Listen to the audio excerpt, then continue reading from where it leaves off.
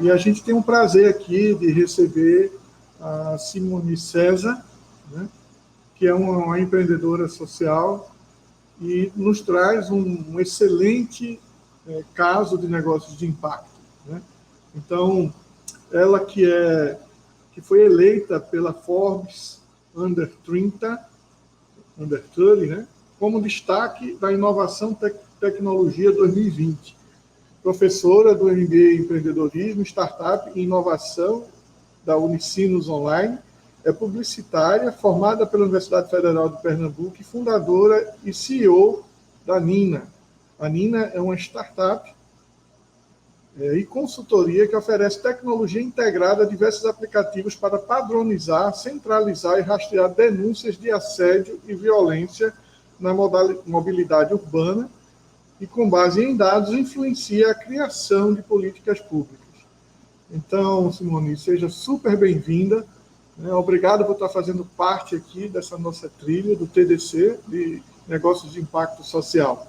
Então, fique à vontade e traga aí essa mensagem bacana para a gente. Seja bem-vinda. Obrigada, professor. Obrigada a todos. Obrigada pelo convite e a oportunidade de estar apresentando aqui um pouco a Nina. Eu vou compartilhar minha tela agora para falar um pouco sobre a minha trajetória, o que a Nina de fato é e o que é que a gente alcançou em relação a números de impacto e melhoria em algumas cidades do Brasil, trazendo o case da gente na cidade de Fortaleza. Vou compartilhar agora aqui. Bom, pessoal, como vocês viram na introdução, eu sou Simone César, sou fundadora e CEO da Nina. A Nina hoje é uma startup consultoria e a gente oferece uma solução integrada a aplicativos. É importante dizer que a Nina não é um aplicativo, a Nina é uma tecnologia integrada a aplicativos para padronizar e centralizar denúncias de assédio e violência de modo geral no deslocamento em cidades. Toda a minha trajetória e história, de fato, começou com mobilidade urbana por uma questão pessoal. A minha mãe era cobradora de ônibus aqui na cidade do Recife. E não só ela, várias outras pessoas da minha família trabalhavam e alguns ainda trabalham com transporte público. Então, eu tenho uma prima que é maquinista há mais de 30 anos no metrô do Recife, um tio que é chefe de plataforma no metrô, meu avô também foi cobrador de ônibus, um outro tio meu é motorista de ônibus. Então, a pauta de mobilidade sempre teve presente dentro da minha casa, mas sempre na perspectiva de trabalhadores e não de tomadores de decisão. E quis o destino que, por muita coincidência, quando eu ingressasse na UFPE, um dos meus primeiros estágios também fosse numa administradora de frotas. Então, a questão da insegurança, da violência, que eu entendia enquanto a filha da cobradora de ônibus, e sentia também como usuária de transporte público, agora eu via do outro lado da moeda enquanto rodoviária. A questão da impotência me acompanhou mesmo eu virando a chave ali. Eu comecei a trabalhar como estagiária dentro de uma administradora de frotas que cobre todo o Nordeste e parte do Norte do país. Do grupo, um deles é a Progresso, na qual eu ficava responsável pela questão do marketing em si dentro da empresa, e eu trabalhava do lado do saque. Então, eu sabia de várias denúncias que chegavam ali, e muitas dessas denúncias não viravam nem tabela no Excel, eram despachadas ali. As denúncias que seguiam eram denúncias que tinham a ver com tarifa, então aquilo me incomodava muito, porque eu sabia que o reporte de uma vítima de assédio, por exemplo, não tinha nenhum acolhimento, não tinha nenhum segmento ou cuidado com essa própria vítima. E aí, isso me acompanhou toda a infância, adolescência e início da vida adulta. Quando eu estou dentro da universidade, eu me lembro que num desses meus deslocamentos, saindo do trabalho para ir para a universidade, etc., eu chego no campus da UFPE e está acontecendo um protesto por conta de um caso de estupro que havia ocorrido de uma aluna que pegou o circular, desceu próximo à reitoria e um cara arrastou e estuprou essa aluna dentro do campus da UFPE.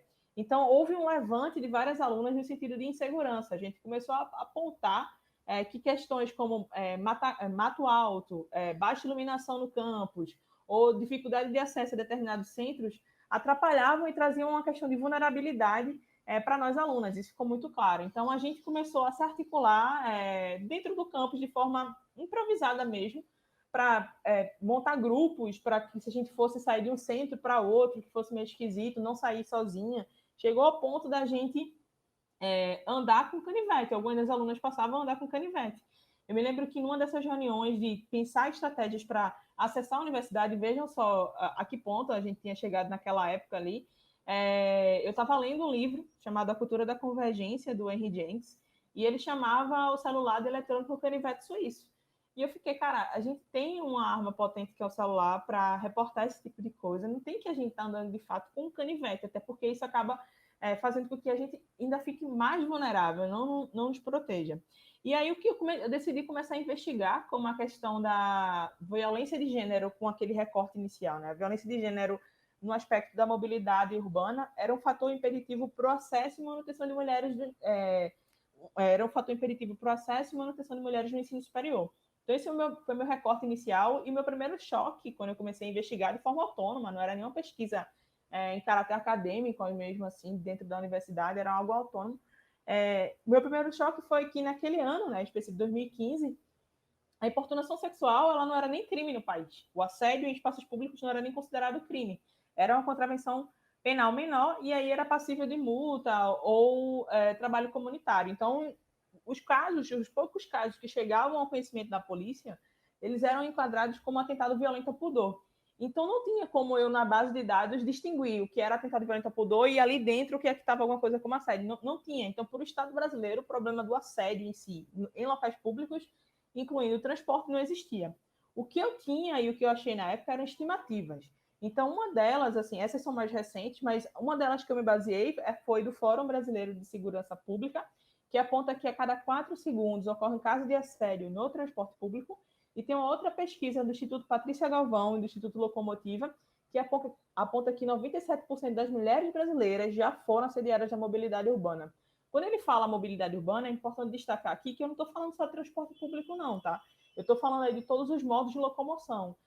O transporte ponta a ponta, que é, por exemplo, esses aplicativos de Uber 99, bicicleta, a pé, que é a mobilidade ativa, e aí o TP, né, o transporte público também entra. Então, o que a gente tinha? A gente não tinha nenhum respaldo de lei para o Estado em si, o problema não existia, o que a gente tinha era de instituições independentes e estimativas com relação ao problema, e que eram gravíssimas, eram extremamente alarmantes. Só para vocês entenderem, eu fui tentar ir mais a fundo com relação ao problema, e aí eu fui tentar investigar como era por que esse fenômeno acontecia. Não era uma questão meramente de comportamento humano, que o assédio, a violência para o grupo feminino acontecia mais. O Brasil, ele identifiquei que 50 centros urbanos mais violentos do mundo, o Brasil tem 18 cidades nessa lista. Fortaleza é uma delas, Fortaleza foi a primeira cidade que a Nina foi implantada, e aí tem um fenômeno por trás disso tudo, que é justamente esse aqui, que é quem de fato acessa a cidade. Então, só para vocês entenderem, em números, mulheres representam 65% da receita do transporte público. A maioria das cidades brasileiras não oferece subsídio. O que é isso? Esse valor que a gente paga de tarifa no valor do transporte público é um complemento para que alguns estados conseguem oferecer. São Paulo oferece, Pernambuco oferece, mas a maioria dos estados brasileiros não oferece. E quando o transporte fica por responsabilidade do município, é aí que esse subsídio é mais difícil ainda. Então, as mulheres mantêm, eu posso dizer assim, mantêm o transporte público, representam 65% da receita, e também são as pessoas mais vulneráveis no trânsito em cidades. A gente sabe que, por sobrecarga social de atividades, as mulheres acabam fazendo maiores microdeslocamentos. A gente tem aqui o deslocamento de uma mulher negra de origem periférica, com base na pesquisa do ITDP. Ela faz um deslocamento muito mais longo da casa para o trabalho e faz esses microdeslocamentos, que é creche, supermercado, por conta dessa sobrecarga social. E um homem branco de classe média, não. Ele tem um ponto A e um ponto B muito bem definido.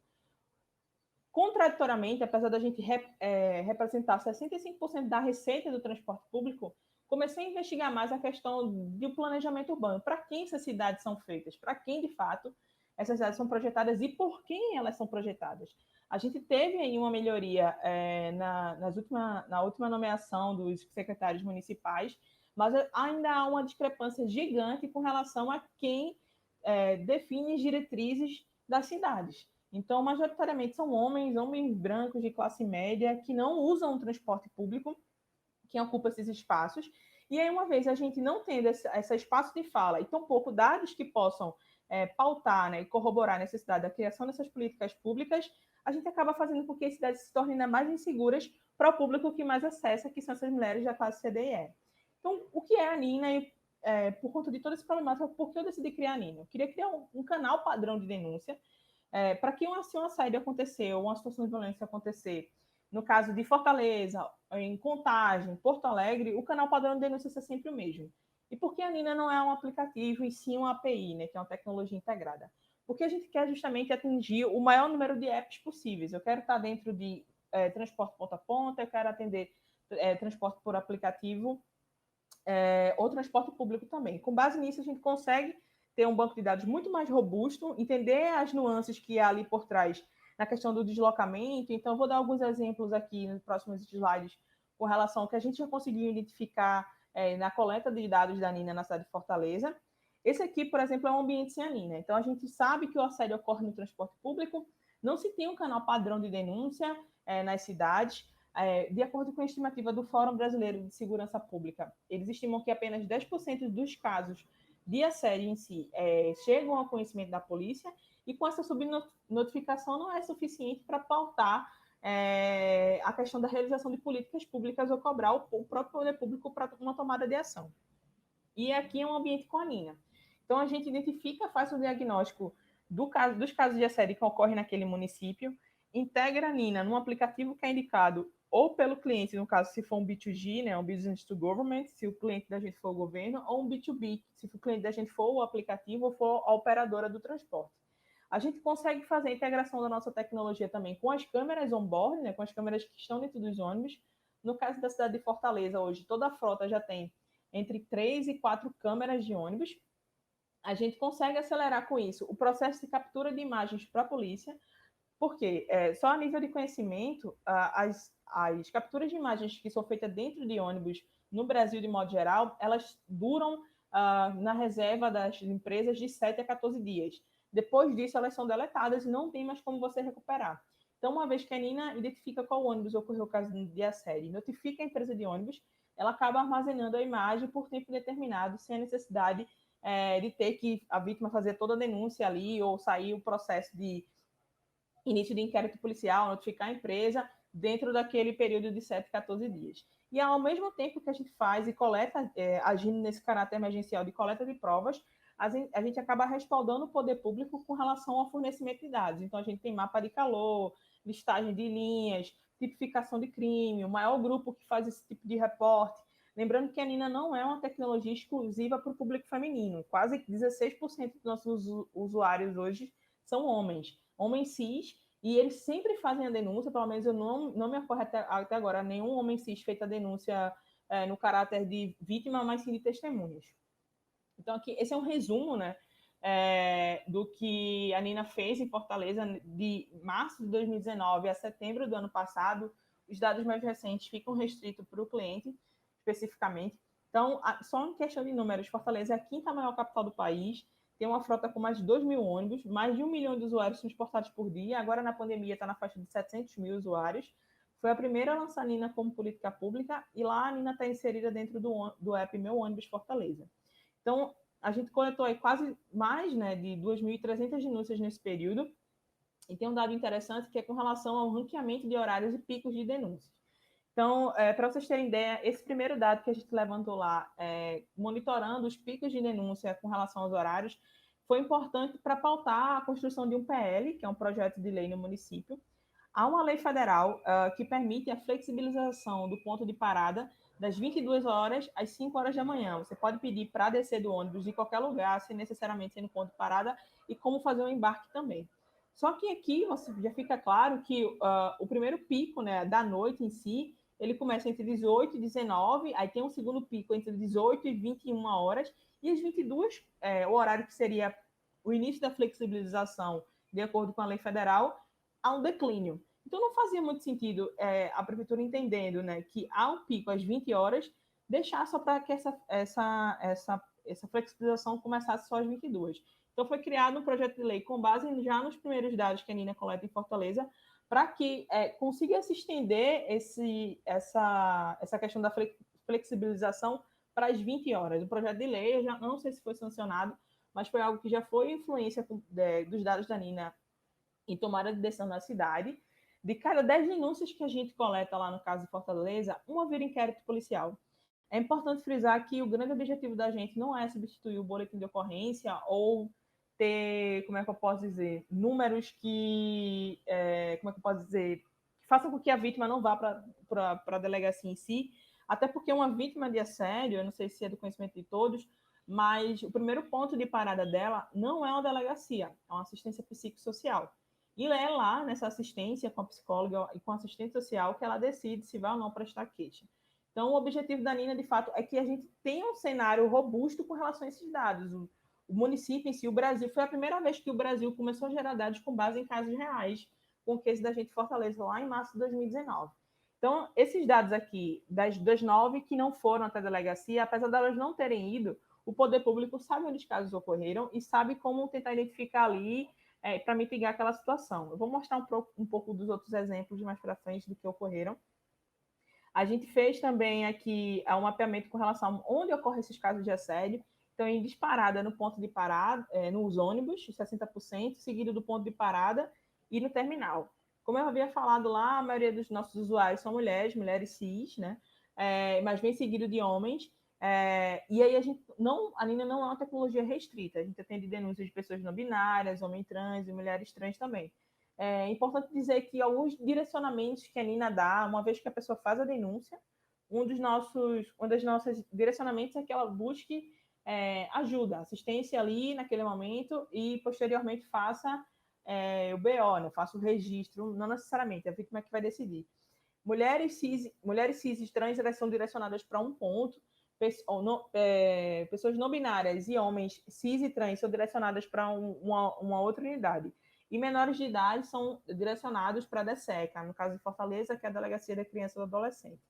Então, tem um outro número aqui que eu trouxe, que é com relação ao valor agregado que a gente gera para os aplicativos no quais a gente tá integrado. Então, no caso de Fortaleza, a gente está integrado no aplicativo Meu Ônibus Fortaleza, e aí a gente conseguiu fazer o monitoramento dos primeiros 4 meses de operação.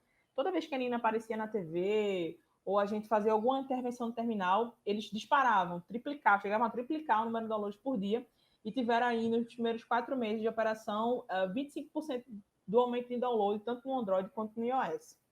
Então, uma das tomadas de decisão na cidade, com base nos nossos dados, foi a flexibilização do ponto de parada noturna, o protocolo de ação imediata, que muitas vezes não há no município, a pesquisa de monitoramento, a gente fez pesquisa de diagnóstico antes de entrar na operação na cidade, para entender a percepção que os usuários tinham com relação à segurança do transporte público, e posteriormente, depois de 6 meses. Tem um dado interessante que a Prefeitura de Fortaleza rodou uma pesquisa em dezembro do ano passado, no meio da pandemia, para entender como é que os usuários viam os investimentos com relação à segurança. E os usuários ouvidos, 60% deles lembravam da Nina. A Nina não era citada, mas eles apontavam a Nina como melhoria na questão de segurança do serviço. A gente ficou bastante feliz com esse feedback que a gente recebeu do cliente. E um outro ponto é com iluminação de pontos de parada. A gente conseguiu identificar, né, com base nessa coleta de dados, alguns pontos de parada. E o que a gente aponta muitas vezes é que quando técnicos da prefeitura vão fazer visita em loco, naquele local, no horário em que acontece a questão do assédio, é identificado, por exemplo, baixa iluminação, uma desertificação de áreas, mato alto. Então, o que a gente quer provar é que muitas vezes a cidade ela é insegura não por falta de investimento em segurança, mas muitas vezes por não priorização no planejamento urbano do usuário da cidade mais vulnerável, que é a mulher da classe C, D e E. Então, o que a Nina faz? A gente coleta os dados de mobilidade dessa mulher, que é o ser mais vulnerável na mobilidade urbana, a gente identifica os pontos críticos e a gente imune o poder público de inteligência para agir mais assertivamente. Então, eu consigo baixar índice de insegurança no município, não colocando uma polícia ostensiva numa esquina, que é muito mais cara e é um paliativo, não vai resolver o problema. Eu consigo ir identificando o que é que de fato está ali por trás e agindo de forma mais precisa, trocando a lâmpada, por exemplo, fazendo recuperação de via de lâmpadas, uma vez que eu identifique que aquele de fato é o problema. E aí eu consigo fazer uma ação muito mais barata e muito mais efetiva para baixar os números naquela região. Paralela a toda essa questão do desenvolvimento da Nina em si, do produto, né, do business em si, a Nina foi uma pesquisa científica. Eu comecei de forma autônoma na universidade, publiquei 2 artigos em congressos nacionais. Um foi a ABCIBER e o outro foi a CSBC, que é o Congresso da Sociedade Brasileira de Computação. Um foi em 2016 e 2017. Em 2018, eu já tinha entendido que a pesquisa científica tinha que gerar um produto em si, mas eu ainda não tinha noção de que aquilo, de fato, ia virar um empreendimento, eu não tinha chegado ainda, mas eu sabia que aquilo tinha que virar um produto e ser testado. Então, eu fiz um pequeno teste com uma amiga dentro do campus da UFPE, em 2018, publiquei, peguei os dados, publiquei um artigo, e aí, na verdade, eu fiz esse teste em 2017. Em 2018, eu consegui fechar todo o artigo, etc. E aí eu descubro que a Academia Brasileira de Ciências está com o edital aberto para selecionar um jovem pesquisador brasileiro. Esse jovem tinha que ter menos de 30 anos, tinha que ter desenvolvido uma pesquisa, essa pesquisa tinha que ter gerado um produto, esse produto já tinha que ter sido testado, e a gente também tinha que atender algumas ODS da ONU. Então, a Nina, a gente coloca como ali a questão da equidade de gênero, redução da pobreza e cidades sustentáveis, né? E aí eu faço todo o processo de seleção da academia, e como primeiro lugar, se você ficasse em primeiro lugar, você era indicado para representar o Brasil num dos eventos satélites da reunião do BRICS, né, dos países emergentes, e o evento era o BRICS Young Scientist Forum, e você era indicado ao prêmio, ao BRICS Young Innovator Prize daquele ano. E aí, por muita sorte e esforço, obviamente, mas eu acho que eu contei com um pouco de sorte também, eu acabei ficando em primeiro lugar. E aí, fui sair do Brasil, então, esse momento é um momento extremamente especial, porque eu vim de uma família muito humilde, né? Meus pais, enfim, assim, minha mãe em si, meus avós, não tinham condição de bancar. Eu nunca pensei em sair do país. Eu não falava nem inglês, para vocês terem ideia, quando eu fui para o BRICS.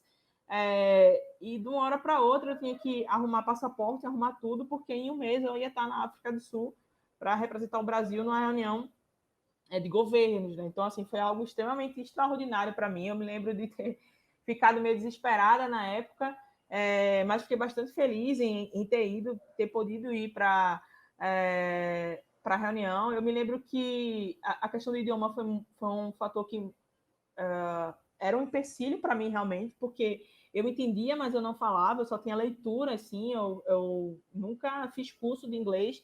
E nessa época eu já tinha passado num programa da Red Bull Amapico, era um programa que ajudava empreendedores sociais, mas no sentido de mais suporte, assim, sabe? A gente não recebia nenhum financiamento nem nada. E eu cheguei para a Red Bull, falei que eu tinha sido aprovada, e o que eles fizeram foi, eles tinham uma tradutora no time deles, e eles colocaram à disposição uma vez por semana para eu treinar até ir para a reunião do BRICS. Então, eu tinha um paper na hora, né? Ela me explicou que em eventos internacionais, aqui no Brasil, a gente não tem esse hábito de fazer apresentação com paper, mas lá era super tranquilo. Então, eu fiz todo o treinamento de leitura desse paper para poder ir para o evento da África do Sul. E foi bastante, como eu posso dizer, uma coisa que já tinha rompido muitas barreiras ali. A Nina não tinha virado nenhuma política pública, a gente não tinha nem coletado nenhum desses dados, eu nem imaginava que a gente ia chegar em Fortaleza, mas já era algo que eu achava extremamente extraordinário, porque como é que uma pessoa que pega Rio Doce, CDU, Barro, Macaxeira, que são ônibus extremamente populares aqui, nasceu no subúrbio do Recife, um dos bairros com menor IDH, que é 2 Unidos, e de repente a gente estava arrumando a mala para ir para fora para apresentar um projeto que, de fato, era muito incipiente naquela época ainda. E fazendo um contraste daquela época que eu comecei para dias atuais, foi feito um estudo pelo Banco Mundial chamado Estudo de Linha de Base sobre Gênero e Transporte em São Paulo, e apesar desse estudo ter um recorte para São Paulo, ele tinha que apontar alguma solução e algumas experiências positivas e exemplos e recomendações. Então, no estudo, eu fui entrevistada pela equipe que desenvolveu esse trabalho no Banco Mundial. Eles perguntaram como estava sendo o case de Fortaleza, tive que mostrar os dados, enfim, nossa atuação lá. Então, eu fiquei bastante feliz, porque eu acho que, apesar de eu ter sido aceita em alguns congressos nacionais de grande respaldo, ter essa validação de um banco e de tantas pesquisadoras de renome que estavam fazendo esse trabalho foi extremamente gratificante. Esse estudo foi divulgado no início desse ano, eu acredito que em março desse ano. Está até no site do Banco Mundial, é só colocar lá, tem versões em inglês e versões em português. Então, somando toda essa questão do respaldo acadêmico que a gente tinha, depois que a gente foi lançado em Fortaleza, né, a gente consegue ir para Fortaleza, e eu só consegui, de fato, ir para Fortaleza porque eu fiquei buscando, eu não tinha capital para começar, e fiquei buscando editais de inovação aberta no Google. Google buscando editais de inovação aberta e descobri um edital chamado Desafio InoveMob. Foi um desafio, foi um challenge, né? Um desafio promovido pela Toyota Mobility Foundation, a Toyota do Japão, mais o WRI Brasil, que é um instituto de pesquisa, em parceria com a FNP, que é a Frente Nacional de Prefeitos. Então, só para vocês terem ideia, era um edital que tinha como moto principal buscar soluções de mobilidade para grandes centros de cidades, essa era a chamada, e eu fui passando as etapas do edital, só que eu não me dava muito conta assim, de que, de fato, eu ia chegar até a semifinal. Se você ficasse entre os 5 colocados ali, você ganhava um capital semente, era $20 mil, para fazer um case numa cidade. Só que, assim, quando comecei as etapas presenciais, de disputa de pitch, etc., só para você entender, eu nunca fiz nenhum curso com relação a isso. Eu aprendia quando eu estava lá, tinha algumas mentorias antes das etapas, e aí eu conseguia fazer lá. Assim, eu vinha mesmo com background mais acadêmico, de pesquisa, etc. Mas eu queria tanto fazer e eu não tinha grana, então a minha única chance era aquela que eu mergulhava. Então, nesse período, eu estudava na UFPE, estagiava e tinha que me dedicar à Nina. E chegou um momento de que eu via que se eu não me dedicasse integralmente à Nina, aquele negócio ia morrer. Mas, ao mesmo tempo, eu não podia largar o emprego. E a Nina não me oferecia nenhuma grana. Só que eu cheguei para a Red Bull, que naquela época já dava um suporte para mim, né, assim, mais institucional, e falei com a mentora da empresa naquela época e disse para ela, realmente eu preciso de ajuda, eu preciso decidir passar nesse edital da Toyota, porque é a chance que eu tenho no momento. Vai me dar o subsídio financeiro e também vai me dar o contato direto com cidades, que é onde eu vou poder articular para lançar a Nina enquanto política pública. E aí, naquele momento, a Red Bull, pela primeira vez, entende que um fellow, né, que eles chamam a gente, vive em vulnerabilidade social, e aí passam a me dar uma bolsa, eu acho que na época era de valor de R$ 1.000 durante 4 meses. Eu peço demissão da agência que eu trabalhava como estagiária e fico me dedicando integralmente à Nina e a passar nesse edital da Toyota. Então, assim, eu mergulhei de cabeça para passar nesse edital. Para vocês terem ideia, foram mais de 100 startups brasileiras, 100 empresas, né? Não tinha só startups ali, com soluções para a área de mobilidade, que submeteram o edital. Só 5 empresas chegaram à final, à semifinal, e só uma delas não era do Sudeste. E aí essa era a Nina. A gente era um ponto fora da curva no mapa, assim, todo mundo lá no Sudeste, rodando a solução no Sudeste, São Paulo ou Espírito Santo, e só a Nina lá em Fortaleza. A gente é uma empresa recifense, mas rodava a solução em Fortaleza. Então, ter conseguido chegar até lá e ter feito esse ponto, né, ter passado nesse edital me permitiu ter o dinheiro suficiente para montar uma equipe, um time de desenvolvimento, mais uma pessoa de design assim, para ficar à frente. Me deu uma oportunidade de falar com prefeitos, porque a FNP, para quem não sabe, é a Frente Nacional de Prefeitos.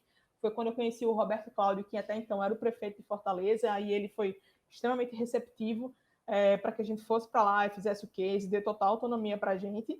E a questão também da mentoria. Eu era uma aluna de publicidade, eu não tinha background de tecnologia, eu não tinha background de transporte, não era de engenharia, mas eu queria muito fazer. Eu era especialista no caráter de ser usuária do sistema. Então, enquanto eu pautava e sabia fatores com relação à insegurança, etc., isso eu tinha plena consciência. Eu acho que quanto mais eu me envolvo com desenvolvimento e inovação em transportes, eu percebo que a escuta do usuário é o fator decisivo para um projeto, um produto em si ter sucesso ou não. Porque muitas vezes quem projeta, quem está no poder de decisão de uma área de transporte, é uma pessoa que não usa o serviço. Então, por isso que muitas vezes a gente reclama de tarifa, porque ela não condiz com o mau serviço que de fato é prestado em muitos lugares. Então, depois que a gente começou a rodar em Fortaleza, a Nina foi um boom de mídia espontânea. Nos primeiros 4 meses de operação que a gente fez a implantação da tecnologia em Fortaleza, quase 1.000 denúncias foram reportadas, a gente acabou ganhando destaque em mídia nacional. Eu passei por outros processos de aceleração, um deles em escala global, que foi com a MAN Truck and Bus. Foi um outro processo que eu fiz de seleção, etc. Eram 8 empresas globais que iam ser selecionadas, 3 delas eram brasileiras, e eu acabei passando para a fase global e fui para a Alemanha e fiz uma aceleração lá. Fiz uma aceleração na fábrica em Munique, também na fábrica em Lisboa, na fábrica de São Paulo, e o resto que a gente ia continuar fazendo, né? Eu ia para a África do Sul novamente, a gente teve que fazer remotamente porque veio a questão da pandemia. Então, destaques também para o Prêmio Viva, Instituto Avon, é um prêmio que reconhece o trabalho das pessoas que lutam pela vida das mulheres. Eu acabei sendo indicada na categoria Sociedade Civil de 2019, foi algo que eu não esperava, assim, eu não tinha ideia do impacto do trabalho em si, do reconhecimento. Sociedade Civil é uma área bastante concorrida, porque é muito abrangente em si, mas eu não tinha ideia e nem dimensão do que a gente estava fazendo em Fortaleza, do alcance que ia ter aquilo, né? Acho que tem um resumo aqui de mídia. Vocês estão funcionando na Prefeitura de Fortaleza. Fortaleza. Como um cenário rico para a gente investir em projetos de mobilidade urbana. É a primeira vez que a Prefeitura de Fortaleza deu abertura para a classe CDE, na qual diz: vim fazer tecnologia para si próprio. Pode ser que dessa forma eu me sinto realizada pela conquista de classes. O objetivo da gente principal é mapear os casos de assédio por necessidade do poder público para que eles possam, sim, com base neles, criar ações para mitigar o problema da insegurança da mobilidade. Em Fortaleza, quem usa o transporte público ganhou um novo aliado no combate ao assédio sexual. Assim que a denúncia é feita, o sistema separa as imagens do local e do horário da ocorrência. Elas ficam disponíveis numa plataforma que é acessada pelas delegacias especializadas. Menos de um mês depois da implantação, o sistema já recebeu mais de 200 denúncias. Fortaleza tem sido um exemplo para o Brasil em relação a isso, a inovar e oferecer para a população, de fato, uma tecnologia que ajude bastante. Vocês estão funcionando na Prefeitura de... E aí veio essa questão da nomeação da Forbes no final do ano de 2019 também. Eu tinha acabado de voltar para o Brasil, da aceleração. Recebo o contato da Forbes, a priori eu achava que era para uma entrevista, e aí, no fim do papo, eu recebo a notícia que o meu nome estava na lista under 30, eu não podia dizer nada para ninguém. Eu acho que foi em novembro, ou foi em outubro, assim, no final do mês. Eu recebo essa notícia e não podia falar nada para ninguém, porque a revista só ia sair em janeiro. E eu não entendia direito a dimensão de estar na lista, ou do que aquilo representava para muita gente, ou até para mim mesmo, assim, eu não sentia tudo aquilo, e passou um bom tempo, eu acho que eu só tinha comentado, cheguei, não cumpri a missão da Forbes, comentei com 3 amigos na época ainda, e o que acontece é que essa aqui é uma foto aérea do bairro que eu nasci e me criei, 2 Unidos. No ano de 2019, no dia 23 para o dia 24 de dezembro, ou seja, na antevéspera do Natal, aconteceu um desmoronamento lá na área. Isso é corriqueiro na história dos Estados Unidos. Você ou conhece alguém que morreu por desmoronamento, ou você é sobrevivente, ou alguém da sua família já passou por isso, e se você tiver muita sorte, não foi na forma trágica. E o que acontece é que eu já não moro mais nos Estados Unidos, né? Mas grande parte da minha família ainda mora lá. E aí, quando eu ligo a TV, uma amiga minha me liga de manhã perguntando se estava tudo bem, eu digo que sim, aí ela me informa que teve um desmoronamento lá nos Estados Unidos, e quando eu ligo a TV, acaba saindo os nomes das pessoas que morreram soterradas, foram 7 naquela época, e eu reconheço 2 das vítimas. E ali eu acho que foi um choque muito grande, porque eu passei, assim, apesar de saber dessa notícia da Forbes, etc., eu não conseguia estar feliz, porque eu falava, cara, de onde eu vim, por que eu estou tendo todo esse holofote, estou alcançando tudo isso, e por que essas pessoas não estão dividindo essa oportunidade comigo, sabe? Qual foi o fator decisivo ali? O que foi, sabe, diferente de mim para essas pessoas que cresceram comigo? E aí, uma coisa que eu falo no meu relato quando há nomeação publicamente é o fator da educação. Eu sempre estudei em escola pública, mas eu tinha, diferente dos meus amigos do bairro na época, eu tinha quem me incentivasse dentro de casa. Eu aprendi a ler e escrever dentro de casa. Minha avó me ensinou. Quando eu fui para a escola, eu já sabia ler e escrever, já fui diretamente para a alfabetização. Então, assim, eu sempre fui incentivada a ler. E, cara, querendo ou não, por mais que pareça básico, isso é uma diferença gigante na vida das pessoas. Então, isso até hoje mexe muito comigo, porque, para mim, não é justo. Eu acho que ainda tem muita coisa errada que precisa mudar para que todo mundo, de fato, tenha não só o acesso à educação, mas também seja estimulado a estudar. Né? Porque por mais que a gente vá para a escola, etc., se a gente não para a gente que é criança, não fica tão claro o quanto aquilo, sendo uma criança que nasce no subúrbio, não fica tão claro que aquele ali é o único caminho de fato que a gente vai ter para poder mudar o destino da gente. Então, de todos os ganhos que a gente teve no caráter de academia, premiação de startups, tem premiações que são bastante importantes aí. O Seminário Nacional da NTU, a gente ficou em 2º lugar como categoria de prêmio de inovação e mobilidade. A NTU, para quem não conhece, é a Associação Nacional das Empresas de Transportes Urbanos. Então, vocês imaginarem de conglomerado de ônibus urbanos no país, está associado à NTU. A gente conseguiu fazer uma parceria com o Ceará, um time da primeira divisão. Então, o Ceará jogou com a Nina como patrocinador master no Clássico Rei contra o Fortaleza na Copa do Nordeste 2019. Naquele ano, a gente conseguiu fazer uma ação dentro com os jogadores no campo, também inserção nos telões. Então, a gente falava alguns dados e conseguiu distribuir aí 30 mil panfletos, mais ou menos, Tem algumas participações também aqui no evento da British Council. Eu acabei sendo uma das cientistas ali selecionadas para o Women Science, que é um programa que eles desenvolvem para mulheres que pesquisam e querem empreender. Então, fui selecionada e foi bastante importante nesse sentido de rede, né? Eu me sinto muito sozinha empreendendo em mobilidade, sendo mulher e sendo uma pessoa que não é herdeira do setor, assim, não vem do conglomerado de familiar de transportes. E tem essa questão do alcance. Essa é uma foto minha em 2 Unidos, e essa outra foto aqui no fundo amarelo é na sede do Banco Mundial. Em 2020, antes do início de fechar as fronteiras, etc., eu tinha recebido um convite ainda em 2019 do presidente global do WRI Brasil, porque o Transform Transportation é um evento promovido pelo WRI Global, mais o Banco Mundial. E esse evento reúne vários especialistas na área de transporte, são mais de 1.000 especialistas. E aí eu recebo o convite, de fato, que é para ir para Washington, dividir ser debatedora, na verdade, né? De um painel de gênero, sobre gênero, enfim. E ali eu já tinha feito alguns cursos de inglês, etc., já estava bem melhor. E eu me lembro da pergunta, caiu uma pergunta para mim lá, que era assim, que era com relação a o que é que você falaria ou recomendaria para a gente diminuir o tempo de desenvolvimento de soluções para o transporte. E foi uma pergunta que veio da plateia, como eu falei, a plateia vem com vários especialistas na área de transporte, eu acho que umas 100 pessoas naquele auditório, e aí eu devolvo a pergunta perguntando quantas pessoas naquele ambiente usam o transporte público. E assim, o barulho era ensurdecedor, porque isso quer dizer muita coisa.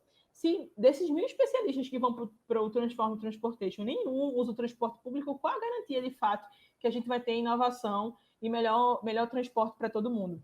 Nenhuma, a gente vai ficar só de discussões superficiais e não vai ter muita mudança. Então, eu acho que essa questão de ter chegado onde eu cheguei, apesar de não ser especialista na área, é um incentivo de dizer assim, se você de fato usa o serviço e quer mergulhar naquele problema, quer investigar, obviamente que a gente não vai agir com base em achismo.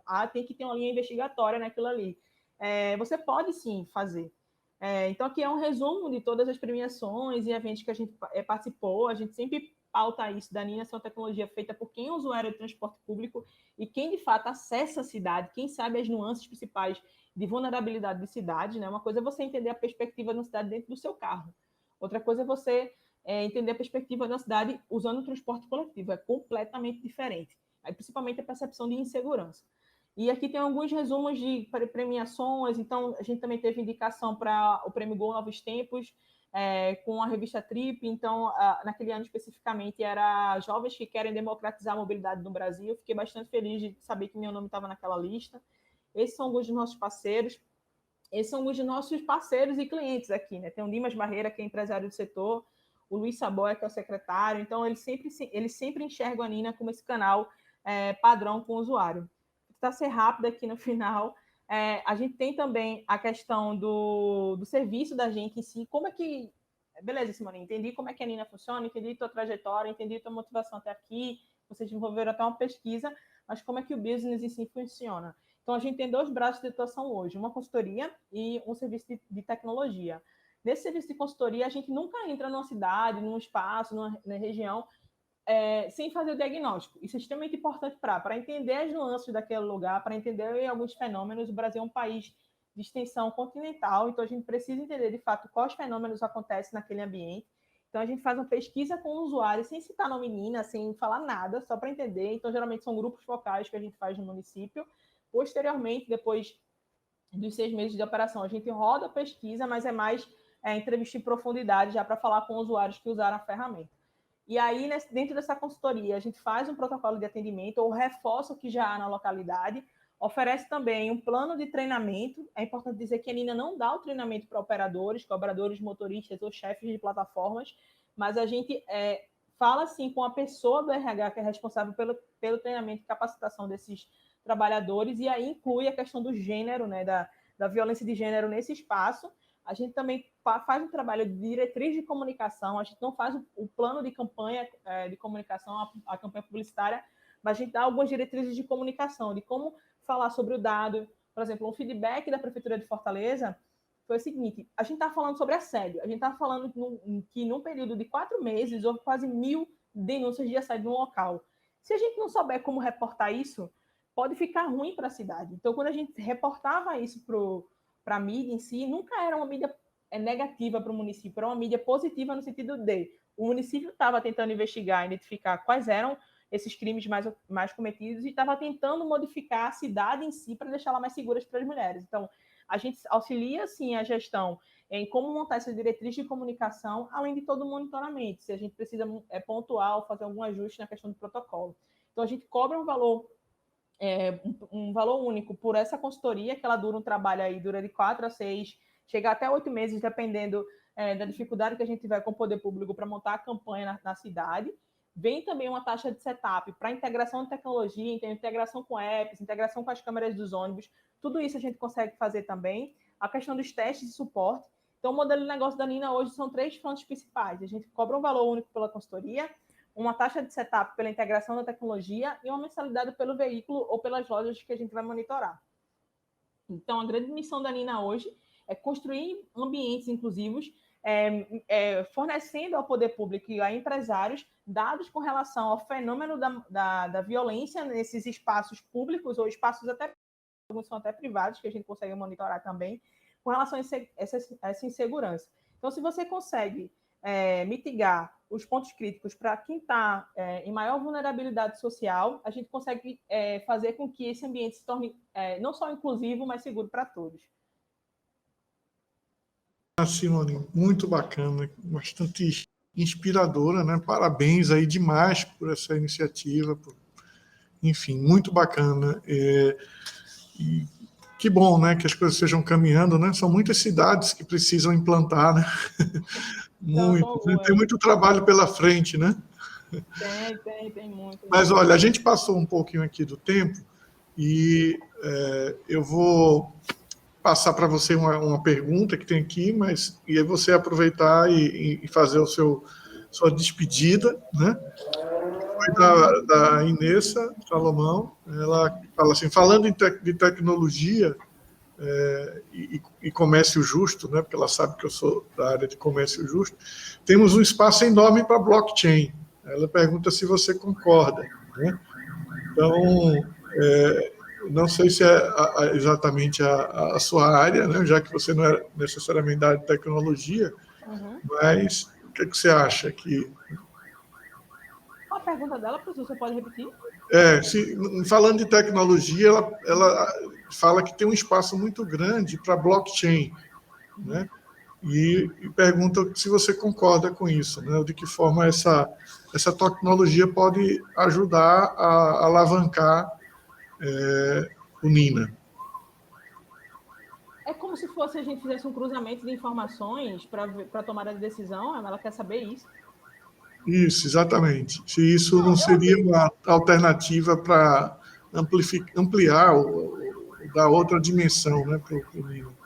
Sim, a gente tem alguns entraves com relação ao cruzamento de informação por conta da LGPD agora. Tanto que, por exemplo, a gente pedia o cadastro do usuário para validar que aquele usuário é um usuário real, fazendo a denúncia, etc. A gente pediu o CPF.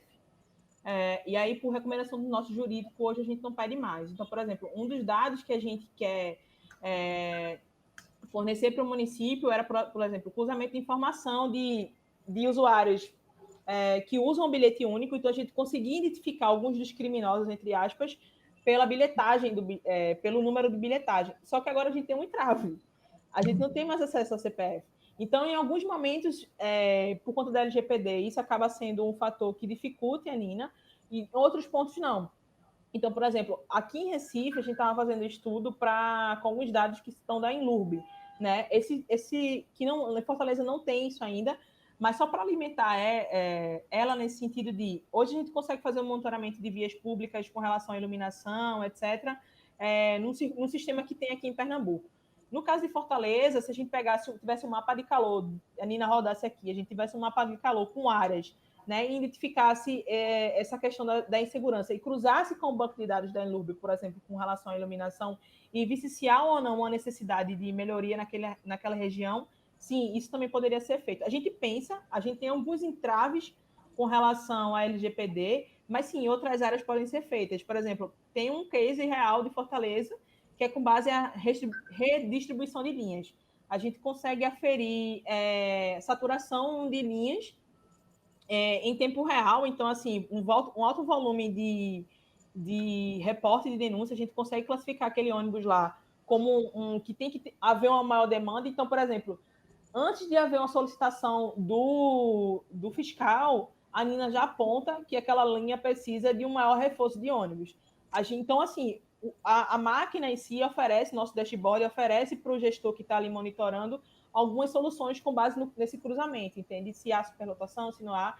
Mas tem alguns entraves, a gente pensa em avançar, tem uma terceira via de produto aqui que a gente está desenvolvendo, só no caráter mais de API, mais de cruzamento de dados, é algo que ainda está muito incipiente, a gente está fazendo testes internamente, mas sim, lembrando que tem uma ressalva aí com relação a principalmente dados de usuários que a gente coleta, que a gente não vai conseguir fazer esse cruzamento por conta da LGPD.